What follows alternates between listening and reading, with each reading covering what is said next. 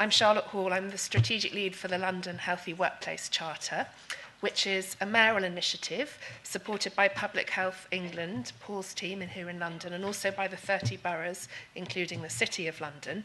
And essentially, it's an awards scheme that recognises and rewards good practice in health and well-being in the workplace. So, first of all, can we just remind ourselves, as if we need a reminding, about some of the really quite negative statistics about some of the relationship between health and work? So this is for London. Almost 14 million working days a year are lost to sickness absence in London. That was as at for 2012, and I don't have a sense that that's decreased in any way.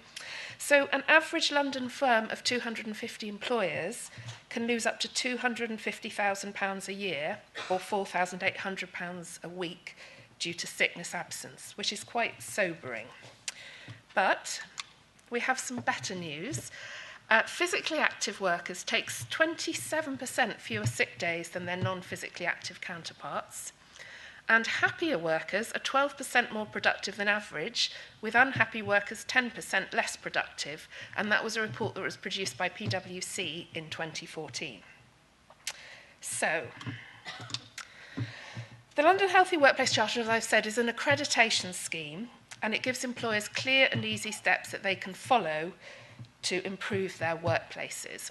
Now, the first thing I want to say to a room full of people come to talk about health and well-being is I know that many of you will already be doing fantastic things to improve the well-being of your workforce, with or without the help of the Mayor's Healthy Workplace Charter. In fact, I just scribbled down as we were talking a list of a few really interesting things that have come through in charter applicants. So, for example, we have an applicant, a small charity, that pays walking mileage for its staff between meetings, which is more than the Greater London Authority pays, I must say, and also of a hospital, and I think it might be the Homerton Hospital, it's certainly somewhere in North East London, that set up a fruit stand where once there was an outdoor shelter for smokers, which I thought was a really powerful message. Many employers, yourselves included, I'm sure, are doing things that promote good health without actually calling it health, or without particularly necessarily realising the positive impact it can have on staff health and well-being. So, for example, we recently had at one of our accreditation days a small property company, and they were talking about flexible working, and they said, you know, we're quite old-fashioned, we've had quite an old-fashioned view of what the working day looks like. So we've set up a small group with representatives from all across our organisation to say, all right, what do we think that staff might want or need to work flexibly, and nothing is off the table? Now, if they really were innovative in introducing some of those practices, that would have a fantastic benefit for the health and well-being of their workforce. They might not call it a health activity, but I would. Okay, so, and I'm sure there are many, many more examples in this room. So what the Charter offers is a structured framework to benchmark yourselves against. And also to look at ways that as employers you can improve and develop your workplace health offer to your staff.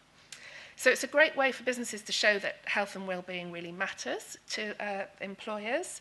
For large corporate businesses, it can help with staff engagement. It's very participative. It can also give employers insights in how to respond to the changing needs of the workforce when they need it. So an ageing workforce, people with young children, all sorts of different people who work for us. And for smaller businesses, it can help you address some of the biggest challenges you might face in terms of recruitment and retention, in terms of managing sickness absence, and also employee productivity. And it's a brilliant thing to have to show that you can, it gives you an added edge, if you like, to say, yeah, I can recruit the best talent because I have a strong workforce offer for my staff. So that organisation I mentioned who pay walking mileage, I think there were 15 employees there. It's a very small charity. Okay. So, the nuts and bolts of the Charter. So, employers provide evidence against 8 standards, and most importantly, corporate support for well-being. I think later we have Sir Brendan Barber talking about the psychological contract between employers and employees. I think that's incredibly important, and that's why we have corporate support for well-being at the top of our list. You know, do you trust your staff? Do you give them autonomy? Do you enable them to feel involved in major decisions? All these things I think are incredibly important for well-being. Attendance management, health and safety, healthy eating, physical activity, mental health and well-being, which we've just been talking about and Paul's been really eloquently describing. I wanted to say one thing about mental health and work, which is that whilst work can be stressful, I also believe that good work can be extremely positive for mental health. So when you wrote down those 3 things at the beginning, I think it was it, who asked us to do that? I can't remember, it seems like ages ago, to say that what are the 3 things that you think could make a difference and improve your mental health as an individual? I wonder how many of you wrote down something about your job. I wrote something about my work. I love managing a small team that delivers something practical. And that's something that makes me feel good. Now, my work isn't perfect by any means. I work in the public sector. There are all sorts of challenges. But that's something that builds my confidence and builds my mental strength. So without in any way undermining the idea that work can be extremely stressful, it can also be very positive. And the Charter can help with that. The final 2 areas are alcohol and substance misuse and smoking. So there are 3 award levels: commitment, achievement, and excellence. The commitment level is entirely online, so you can fill in a form. Some SMEs have said they find this easier. Submit it against these standards. There's all sorts of guidance to help you, and then we can make an online. We can assess that online and then get back to you.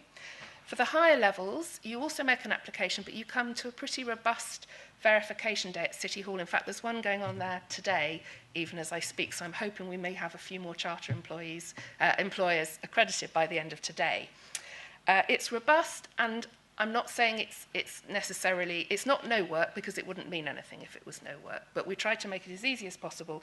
And if you sign up to the Charter, which is free, you'll have a free borough lead who will provide you with support, including in the city and all parts of London, who will provide you with support with your application, suggest initiatives you might use, help you to kind of sort of quality assure the work you're doing, and be generally supportive and encouraging of the process.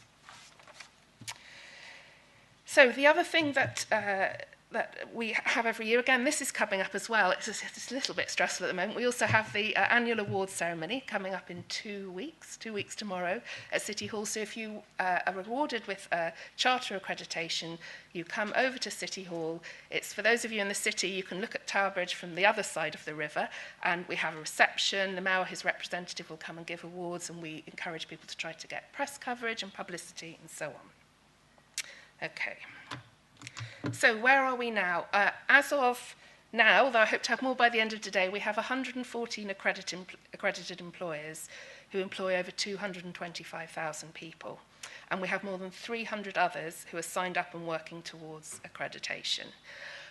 Charter employees come from every sector and are of every size. So I tried to list some that might be in the room today. Deloitte, we have from Deloitte to Momentum, from Homerton Hospital to London South Bank University.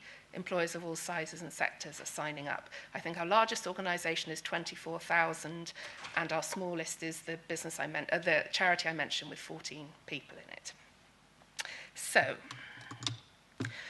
if you're here today and you think, I might be interested, I'd love it if you would give me your business card. All that would mean is I will put you in touch with somebody local to you who could have an informal, no obligation conversation about what accreditation with the Charter might mean. So I'm around certainly until the end of lunchtime. I'd really love to meet you if you would like to come and find more information. Alternatively, you can go on our website. So it's the main Mayor of London website, london.gov.uk/healthy workplace, and you can register online there. But I can do that for you today as well if you're interested. Finally, I'm about to show a short film, which is where employers speak for themselves about the Charter. There isn't an awful lot overtly about mental health in it. That's because that doesn't make for such interesting footage, if you like. It's quite difficult to show an interesting film about a line manager talking to a member of staff and understanding their concerns. But please be assured that the mental health and, if you like, the softer side of workplace wellbeing is really important. And then, again, just before I show that, we were talking about STPs earlier and about public consultation. It just reminded me, the Mayor of London, Sadiq Khan, has a consultation out at the moment on a document that he's prepared called A City for All Londoners. And as a Londoner, but also as someone who, as a worker, there are many things in that may be of interest to you in terms of economic development and transport, housing and so on. So if you go onto the london.gov site, that consultation is open now, and I'd love it. I know the Mayor's team would love it if you'd take the time to have a look and send in your comments. Without further ado, let me cue up the film.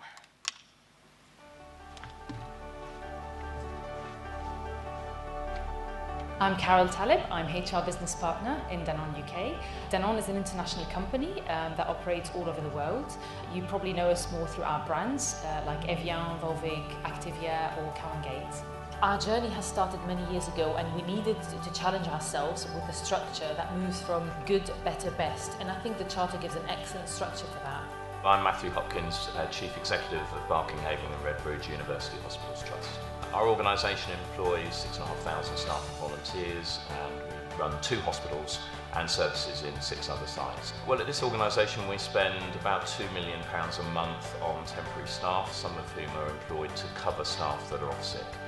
So there's clear economic benefits from focusing on health and well-being for our staff in the workplace. My name is Sue Emery. I'm the Head of Corporate Health and Safety at Ealing Council.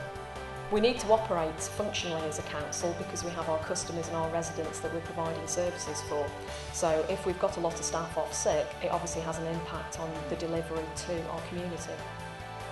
My name is Margaret Bingham-Crisp and I'm the Staff Experience Lead here at the Homerton University Hospital. One of the main challenges we face is that we don't have a dedicated health and wellbeing rep here at the Trust. So what we try to do is get different specialised people who've got different skills and different talents, and so create a big working party group who are dedicated to the health and wellbeing of all the staff here at the Trust. My name is Malcolm Davis, HR Business Partner at Your Healthcare Community Interest Company. We provide community health services within the Royal Borough of Kingston-upon-Thames. The biggest problem we have, like most organisations in the UK, is stress in relation to short and long-term absence. My name is Ruth Hargreaves. I work in occupational health and I work for the Whittington Health organisation. We're looking at over 30 satellite or off-site departments, as well as the Whittington itself. How do you actually implement an initiative that can be rippled out in a cost-effective way to meet all staff needs at all levels? I'm Frances Whitehead. I work for London Borough of Redbridge. We're an outer London borough and we employ around 2,700 staff. As a public sector organisation, we're going through some difficult financial times, and there's also increasing demand on our services. Inevitably, this will cause pressures on staff, finding it difficult to cope with all those changes. So we wanted to do something to help staff health and wellbeing. I'm Andrew Atfield. I'm Associate Director of Public Health for Barts Health. We're an NHS trust that runs 5 hospitals across East London and over 50 community health centres. Our bottom line is patient safety and patient experience. So obviously for us, if the staff aren't happy and healthy and committed at work, that's the implication. And it gave us the opportunity through the process to self-assess ourselves and identify areas where we could do more and provide more opportunities for our staff. Our smoking cessation work, for example, has really captured people's focus on stopping smoking in the workplace and in a wider sense. So I really commend the approach to other organisations. One of our most popular activity that was requested by staff is head and shoulder massage. So we have a therapist that come on site twice a week. It's completely funded by the company and it helps people in about 15 minutes to regain a bit of energy. The second activity, which is very popular, is our sports club, and it's completely run by employees but it's funded by us. And something that's quite dear to us is to constantly listen to employees' feedback and to evolve our offering because their needs evolve all the time. We have a cycle to work scheme. We have pool bikes, so staff can actually cycle between various locations and sites and also go out to see some of our patients. We have yoga classes. We have desktop yoga as well, which we've just recently implemented. We have seen a reduction in our sickness absence levels over the past 12 months. The response from staff has been really positive. We've introduced things that they can do within their working day, so lunchtime activities such as walking and running in our Energy Boost group. We've done a stair climbing challenge, so to encourage staff across all 13 floors to climb the stairs instead of taking the lift. Well, first of all, we run a programme called Get Active, which is about workplace health classes. We run things like Zumba, Pilates and yoga for staff at the Trust. I mean, this is a win-win really. It's good for them, it's good for the organisation, and as I said, ultimately it's good for the patient as well. The Charter is really easy to follow. So what we did was take each of the 8 topics within the Charter and we formed a working party and decided, right, what are we already doing that's great? What do we need to actually start doing and what do we need to enhance? I think it's really important that the Trust is very mindful of taking into account what staff are looking for and what they're needing. Amongst all the initiatives that we run for our workforce, what are the ones that have a good return on energy for us and for them? And the Charter allowed us to do that and to maybe drop some of the initiatives that we were running historically because there were good initiatives many years ago but weren't really relevant right now. Well, we found the Charter quite useful because we've got your standards. So what we did was we looked at each standard and we used it sort of as a gap analysis to show us where we needed to go and what we needed to do. The staff survey that was done identified that staff were looking to reduce their weight, look at alcohol, look at stress, so a counselling service was implemented. The dietitians are currently looking at a healthy food options scheme, working with the food provider to look at healthy options, food standards. It enables you to introduce some good, sensible policies very quickly, very cheaply, very easily. There's a buzz in the air really about the Charter and how it's really influenced people's health within the organisation. It does seem a lot of work at first, but it isn't. It's a lot of fun and we've managed to set up a lot of initiatives here at Homerton. As we're a local authority, I think we've got a duty to lead by example. So if we can get accredited to the Healthy Workplace Charter, it means that we can actually assist lots of local businesses to do the same. I would say go for the Charter. It's really helpful because you can build on what's already there and it helps get people together across the organisation and work for something